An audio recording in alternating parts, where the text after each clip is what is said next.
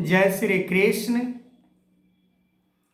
जिस साधक को, जिस मनुष्य को यदि परमात्मा को प्राप्त करने का इच्छा होती है कि चलो मैं अपने जीवन में परमात्मा को ही प्राप्त कर लेता हूं, तो आगे क्या करना होता है उसे?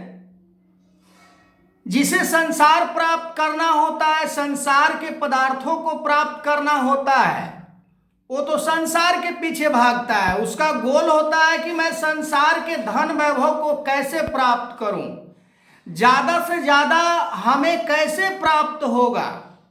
और जिसे परमात्मा की इच्छा होती है, परमात्मा को प्राप्त करने का इच्छा होती है, उसको मन के अंदर वो कॉन्फिडेंस इतना बिल्ड हो जाना चाहिए कि संसार के हमें कोई वस्तु मिले या ना मिले, हमें संसार के वस्तु प्राप्त हो या ना हो, इससे कोई उसे साहूकार नहीं होनी चाहिए।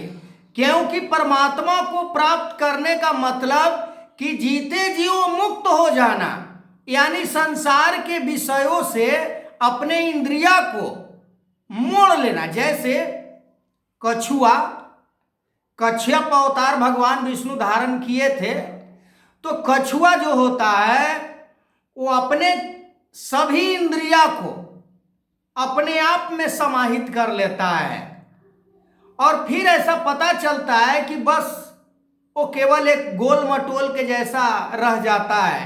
ठीक उसी प्रकार जिसके मन के अंदर परमात्मा को प्राप्त करने का इच्छा होती है, जीते जी मोक्ष को प्राप्त करने का इच्छा होता है, वो संसार के विषयों से अपनी सारी इंद्रिया को अपने आप में समेट लेता है। आगे मैं कंटिन्यू करूंगा, तब तक के लिए जय श्री कृष्ण।